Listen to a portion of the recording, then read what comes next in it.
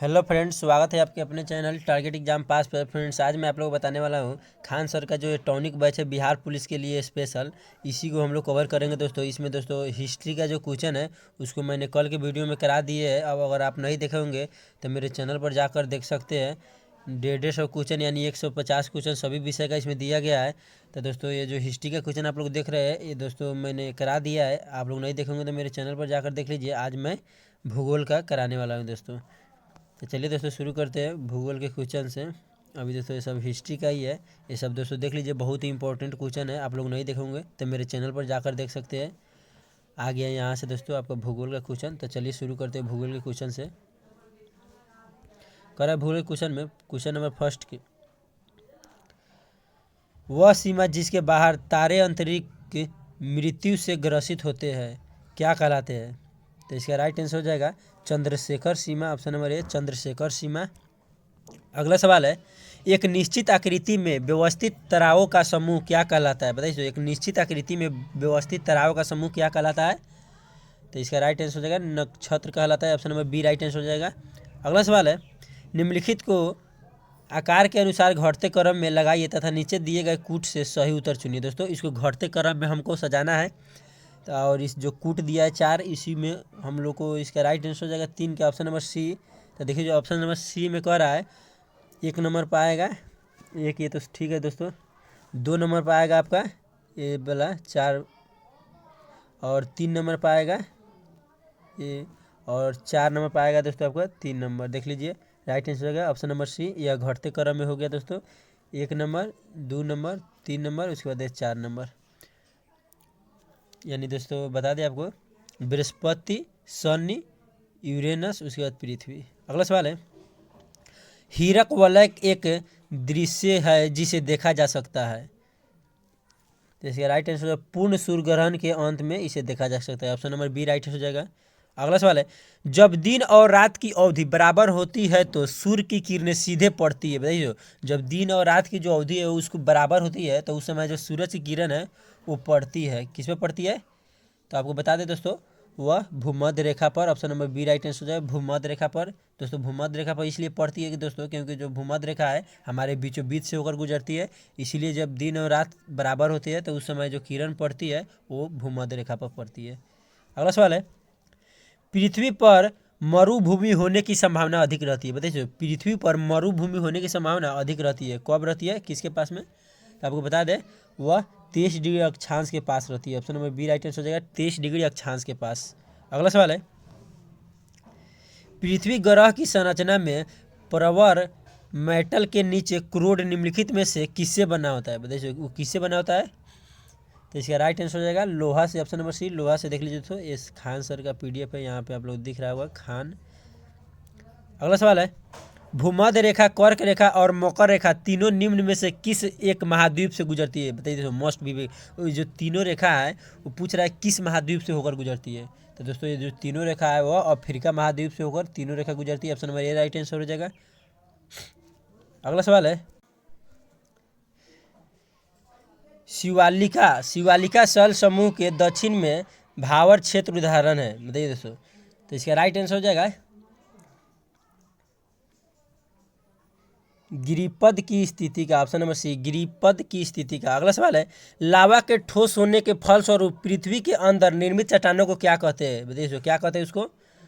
तो उसको हम लोग प्लूटोनिक चट्टान, क्या कहते हैं? प्लूटोनिक चट्टान। Option number A right answer हो जाएगा। अगला सवाल है, अपर कोर और लोअर कोर को कौन रेखा अलग करता है? बताइए अपर कोन और लोअर कोन को कौन रेखा अलग करता है? तो इसका राइट आंसर हो जाएगा आपका Lehman. Option number D Lehman अलग करता है।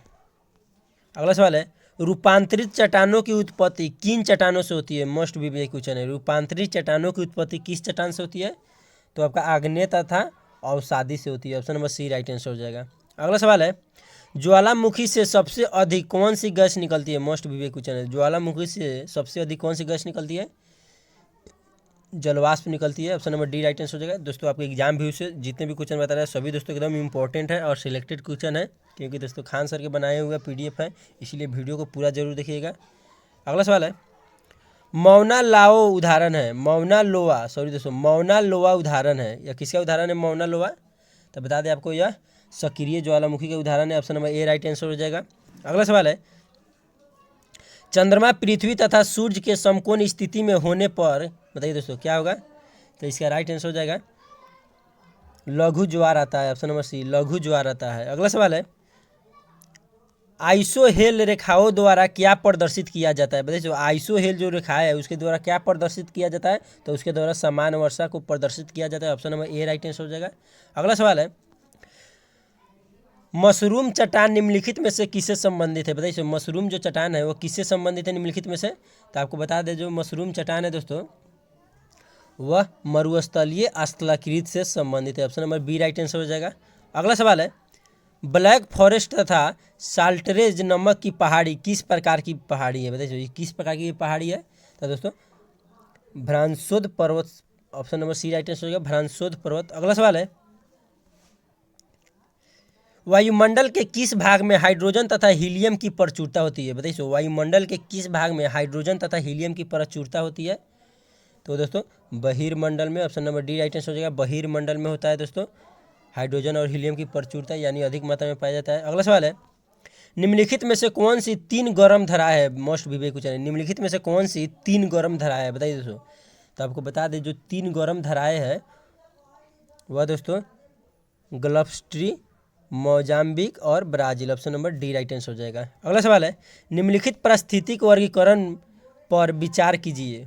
दोस्तों इस पर विचार कर रहा है इन पारिस्थितिक वर्गीकरण के धौताल परिणाम इतना को यानी अल्बेडो वैल्यू का घटते क्रम में लिखना है। दोस्तों ये जो 4 ऑप्शन है इनका जो घटते क्रम में हमको सजाना है।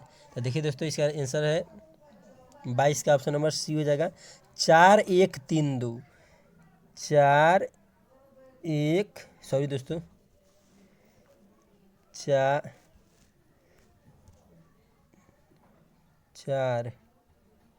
1 3 यहाँ पे हो जाएगा 2। दोस्तों यही इसका सही क्रम है, घटते क्रम में हम सजा दिए। 1 नंबर पर आएगा टुंड्रा, 2 नंबर पर आएगा टैगा, 3 नंबर पर आएगा उष्णकटिबंधीय पर्णवाती और 4 नंबर पर आएगा उष्णकटिबंधीय सदापर्णी। अगला सवाल है, निम्नलिखित जलवायु और भूगोल विषय तथ्य पर विचार कीजिए। करा है, गर्जन मेघ इनमें से किस तथ्य के कारण होते हैं? बताइए जो गर्जन मेघ है किस तथ्य के कारण होते हैं इसमें?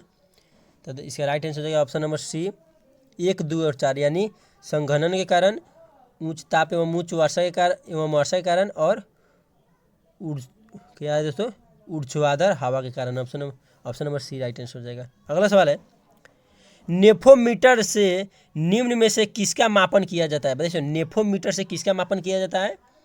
तो उससे दोस्तों बादलों की दिशा एवं गति का मापन किया जाता है। राइट आंसर हो जाएगा ऑप्शन नंबर बी। अगला सवाल है, पश्चिमी घाट पर पाई जाने वाली वनस्पति का प्रकार है। बताइए जो पश्चिमी घाट पर वनस्पति पाई जाती है उनका प्रकार कौन सा है? तो उनका प्रकार है सदा हरित। Option number A right answer हो जाएगा, सदा हरित।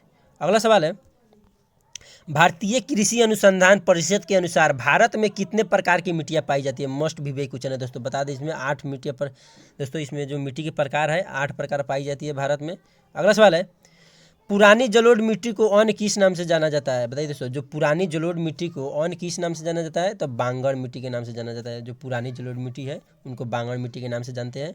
अगला सवाल है, कपास की खेती के लिए सर्वोत्तम मिट्टी है? मोस्ट विवेक क्वेश्चन है दोस्तों, तो बता दें आपको कपास की खेती के लिए काली मिट्टी सबसे सर्वोत्तम है, इसको काली कपासी मिट्टी भी बोला जाता है।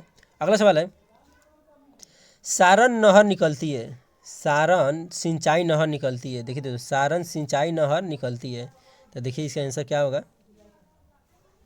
सारण सिंचाई नहर निकलती है, गंडक से निकलती है। Option number D right answer है, गंडक से। सारण जो सिंचाई नहर गंडक से निकलती है। अगला सवाल है, नदी घाटी परियोजना व उनसे संबंधित नदियों का कौन सा जोड़ा गलत है? बताइए इनमें कौन गलत है? जो जोड़ा लगाया है तो इनमें दोस्तों डी नंबर गलत है, बाकी दोस्तों सभी सही है। तो इसका राइट आंसर हो जाएगा ऑप्शन नंबर डी, क्योंकि पूछ रहा है कौन गलत है।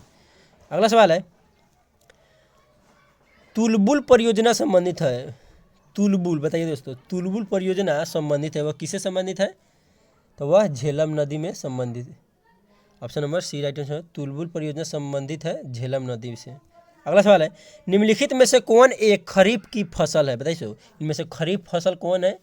4 ऑप्शन दिए गए, आपको खरीफ फसल को चुनना है। तो इसका राइट आंसर हो जाएगा ऑप्शन नंबर सी, चावल जो है खरीफ फसल है। अगला सवाल है, भारत की प्रमुख खाद्य फसल है? बताइए, भारत की प्रमुख खाद्य फसल कौन है? तो आपका चावल है, option number A right answer हो जाएगा। अगला सवाल है, गुलाबी क्रांति किससे संबंधित है? बताइए, गुलाबी क्रांति किससे संबंधित है?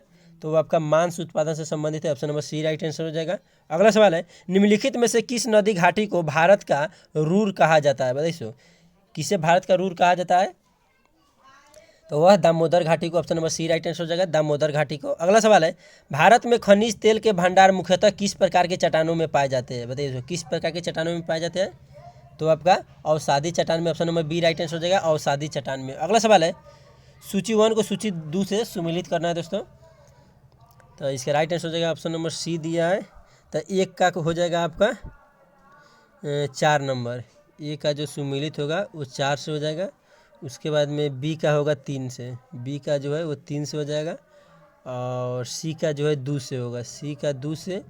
और दोस्तों डी का होगा 1 से, ये जो डी है इसका होगा 1 से। दोस्तों आप लोग इसका स्क्रीनशॉट ले लीजिए, देख लीजिए। कह रहा है तारापुर परमाणु शक्ति केंद्र कहाँ है? तो महाराष्ट्र में। रावत भाटा परमाणु शक्ति केंद्र कहाँ है? तो राजस्थान में।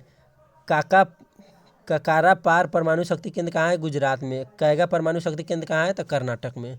अगला सवाल है, राउरकेला में लौह इस्पात संयंत्र की स्थापना किस देश के सहयोग से की गई है? बताइए, जो राउरकेला में लौह इस्पात संयंत्र स्थापना किया गया था वह किस देश के सहयोग से स्थापना किया गया था उसका? तो इस बता दें, इसका राइट आंसर हो जाएगा जर्मनी से, ऑप्शन नंबर ए राइट है, जर्मनी से सहयोग लिया गया था। अगला सवाल है, नेपा नगर में स्थित सबसे महत्वपूर्ण उद्योग है? बताइए, नेपा नगर में स्थित सबसे महत्वपूर्ण उद्योग क्या है?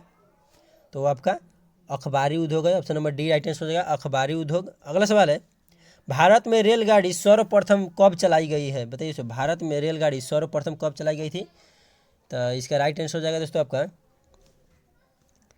1853 में। और पूछेगा दोस्तों किन के बीच चलाया गया था दोस्तों? तो यह मुंबई से थाने के बीच चलाया गया था दोस्तों, याद रखिएगा। अगला सवाल है, भारत का सबसे गहरा तथा स्थलबद्ध सुरक्षित बंदरगाह कौन सा है? कौन सा है दोस्तों? तो इसका राइट आंसर हो जाएगा Visakhapatnam, option number B Visakhapatnam. अगला सवाल है, भारत में पहली बार जनगणना कब हुई थी? बताइए, भारत में जो पहली बार जनगणना हुई थी, शुरुआत हुआ था जनगणना करने का, वह कब हुई थी सबसे पहली बार? तो दोस्तों वह सबसे पहली बार 1872 में हुआ था, option number B right answer हो जाएगा। अगला सवाल है, भारत में जनगणना का क्रमवार आकलन कब से प्रति 10 वर्ष के अंतराल पर किया जा रहा है? बताइए, मैंने जो भारत में जो जनगणना होता है वो प्रत्येक 10 वर्ष पर होता है, ये आप लोग भी जानते हैं। तो दोस्तों वह जो नियम लगा यानी कब से होने लगा दोस्तों 10-10 वर्ष पर? तो दोस्तों वह 1891 के बाद में 10-10 वर्ष पर होने लगा। अगला सवाल है, किस राज्य का सर्वाधिक लिंगा अनुपात है? बताइए, किस राज्य का सर्वाधिक लिंगा अनुपात है? तो वह है केरल का, option number A right answer हो जाएगा, केरल। अगला सवाल है, और पूछेगा दोस्तों सबसे शिक्षित राज्य कौन है? तो केरल को बताइएगा। और मसालों का बगीचा तो केरल को ही बताइएगा। अगला सवाल है, मुंडा जनजाति कहाँ निवास करती है? बताइए, मुंडा जनजाति कहाँ निवास करती है? तो वह दोस्तों झारखंड में निवास करती है, option number B right answer हो जाएगा, झारखंड में मुंडा जनजाति निवास करती है। अगला सवाल है, भारत की सर्वाधिक बड़ी जनजाति है? बताइए, भारत की सर्वाधिक बड़ी जनजाति कौन है? तो वो आपका भील है, option number A right answer है, भील है भारत का सर्वाधिक जनजाति, बड़ी जनजाति। अगला सवाल है, निम्नलिखित में से किस ग्रह की कक्षा पृथ्वी से सबसे अधिक नजदीक है? बताइए दोस्तों। तो वह शुक्र, option number D right answer शुक्र का। अगला सवाल है, एक उपग्रह में बैठे हुए अंतरिक्ष यात्री को आकाश का रंग खाली स्थान दिखता है? बताइए, ये एक उपग्रह में बैठे हुए अंतरिक्ष यात्री को आकाश कैसा दिखाई पड़ता है? तो उसको काला दिखाई पड़ता है दोस्तों, option number A right answer हो जाएगा। अगला सवाल है, खगोलीय इकाई है? बताइए, खगोलीय इकाई है तो बता दें आपको, खगोलीय सूर्य के केंद्र से पृथ्वी के केंद्र तक की मध्य दूरी, option number A right answer हो जाएगा। अगला सवाल है, पृथ्वी को उसके काल्पनिक अक्ष पर घूमने को क्या कहते हैं? बताइए, कि जो पृथ्वी है उसके काल्पनिक अक्ष के जो घूमता है उसको क्या कहते हैं हम लोग? तो उसको हम लोग घूर्णन कहते हैं, option number C right answer हो जाएगा, घूर्णन। अगला सवाल है, जैसे जैसे विषुवत रेखा से जैसे जैसे विषुवत रेखा से समायांतर के साथ ध्रुव की तरह तरफ बढ़ते हैं वैसे वैसे पाया जाता है कि, बताइए वैसे से क्या पाया जाता है। तो देखते हैं इसका आंसर क्या होगा। तो दोस्तों इसका आंसर हो जाएगा वनस्पति वनस्पति एवं पशुओं की प्रजाति कम होती जाती है। वनस्पति एवं पशुओं की प्रजाति कम होती जाती है। Option number B right answer हो जाएगा। अगला सवाल है, क्रोड का आंतरिक भाग किस रूप में होता है। बताइए जो क्रोड का आंतरिक भाग है वह किस रूप में होता है। तो दोस्तों वह ठोस के रूप में होता है। Option number A right answer हो जाएगा, ठोस के रूप में होता है। अगला सवाल है, सियाल सीमा तथा निफे के रूप में भूगर्भ का विभाजन किसके द्वारा किया गया है। बताइए किसके द्वारा किया गया है। तो इसका राइट आंसर हो जाएगा स्वेस द्वारा। ऑप्शन नंबर डी स्वेस द्वारा। अगला सवाल है, पैसिफिक रिंग ऑफ फायर किससे संबंध है। बताइए पैसिफिक रिंग ऑफ फायर किससे संबंध है। तो बता दें दोस्तों वह ज्वालामुखी एवं भूकंप से संबंधित है। Option number B right answer हो जाएगा। अगला सवाल है, निम्नलिखित में से कौन सी भूकंपीय तरंगें सर्वाधिक क्षति पहुंचाती है। बताइए कौन सी भूकंपीय तरंगें सर्वाधिक क्षति पहुंचाती है। तो वह दोस्तों एल तरंगे जो है काफ़ी आती है। जब एल तरंग आएगी ना भूकंप तो काफ़ी ज़्यादा क्षति होती है उस समय। अगला सवाल है, सुनामी किस भाषा का शब्द है। बताइए सुनामी किस भाषा का शब्द है। तो वह दोस्तों जापानी शब्द है, जापानी भाषा का शब्द। अगला सवाल है, निम्नलिखित में से कौन सी स्थलाकृत ज्वालामुखी क्रिया से संबंधित नहीं है। बताइए दोस्तों कौन संबंधित नहीं है। तो इसका राइट आंसर हो जाएगा fjord. Option number D fjord. अगला सवाल है, विश्व का सबसे ऊंचा ज्वालामुखी पर्वत कोटोपैक्सी कहाँ स्थित है। बताइए कहाँ स्थित है। तो बता दें दोस्तों यह इक्वेडोर में स्थित है। Option number C right answer हो जाएगा। अगला सवाल है, मोनोलोआ उदाहरण है। बताइए जो मोनोलोआ है वह उदाहरण है, किसका उदाहरण है, सक्रिय ज्वालामुखी का। Option number A right answer हो जाएगा। अगला सवाल है, विक्टोरिया जलप्रपात किस नदी से संबंधित है। बताइए जो विक्टोरिया जलप्रपात है वह किस नदी से संबंधित है। तो इसका राइट आंसर हो जाएगा जेम्बेजी। विक्टोरिया जलप्रपात जेम्बेजी से संबंधित है। अगला सवाल है, जेट वायुयान प्रायः खाली स्थान में उड़ते हैं। बताइए जेट वायुयान है वह किस में उड़ते हैं, किस मंडल में बताइए। तो दोस्तों जेट वायुयान समताप मंडल में उड़ते हैं। Option number B right answer हो जाएगा। अगला सवाल है, वायुमंडल की ओजोन परत अवशोषित करती है। भाई जो वायुमंडल की ओजोन परत है वह क्या अवशोषित करती है, पराबैंगनी किरण को अवशोषित करती है। Option number B right answer हो जाएगा दोस्तों। तो वायुमंडल की जो ओजोन परत है पराबैंगनी किरण को अवशोषित करती है। दोस्तों यह दोस्तों पराबैंगनी किरण हमारे लिए बहुत ही खतरनाक किरण है दोस्तों, इसलिए इसको वायुमंडल ऊपर ही अवशोषित कर लेती है। अगला सवाल है, मानसून विंड हवाएं है। बताइए सो मानसून हवाएं है। तो इसका राइट आंसर हो जाएगा मौसमी पवन। Option number B. अगला सवाल है, निम्नलिखित में से किस स्थानीय पवन को डॉक्टर वायु भी कहा जाता है। भाई किसे डॉक्टर वायु भी कहा जाता है। तो इसका राइट आंसर हो जाएगा हर्मटन। ऑप्शन नंबर सी। अगला सवाल है दोस्तों, इसको मिलान करना है, सूची 1 को सूची 2 से मिलान करना है। तो चलिए करते हैं। तो 65 का ऑप्शन नंबर बी हो जाएगा, यानी एक का हो जाएगा 1 नंबर, ये इसी यही होगा दोस्तों। और 2 का हो जाएगा बी नंबर, और सी का हो जाएगा 4 नंबर, और डी का हो जाएगा 3 नंबर। यह दोस्तों सुमेलित है दोस्तों, इसको आप लोग स्क्रीनशॉट ले लीजिए, बहुत ही महत्वपूर्ण है। अगला सवाल है, क्षेत्रफल की दृष्टि से विश्व का सबसे बड़ा महाद्वीप कौन सा है। बताइए क्षेत्रफल की दृष्टि से विश्व का सबसे बड़ा महाद्वीप कौन सा है। तो वो हो जाएगा आपका Asia. Option number A Asia. अगला सवाल है, डियागो गार्सिया द्वीप किस महासागर में स्थित है। डियासो गार्सिया द्वीप किस महासागर में स्थित है। तो इसका राइट आंसर हो जाएगा हिंद महासागर में। ऑप्शन नंबर सी हिंद महासागर में। अगला सवाल है, भी आकार की घाटी कौन बनाती है। बताइए जो भी आकार की घाटी है वह कौन बनाती है। तो वो आपका नदी बनाती है भी आकार का घाटी। Option number D right answer हो जाएगा। अगला सवाल है, यू आकार की घाटी कहाँ पाई जाती है। बताइए यू आकार की घाटी कहाँ पाई जाती है। तो वह हिमानी क्षेत्र में पाई जाती है। Option number A right answer हो जाएगा। अगला सवाल है, संसार का सबसे बड़ा मरुस्थल है। बताइए संसार का सबसे बड़ा मरुस्थल कौन सा है। सहारा है, सहारा मरुस्थल संसार का सबसे बड़ा मरुस्थल है। अगला सवाल है, सारगैसो सागर अवस्थित है। भाई सारगैसो सागर अवस्थित है, तो इसका राइट आंसर हो जाएगा ऊ अटलांटिक महासागर में।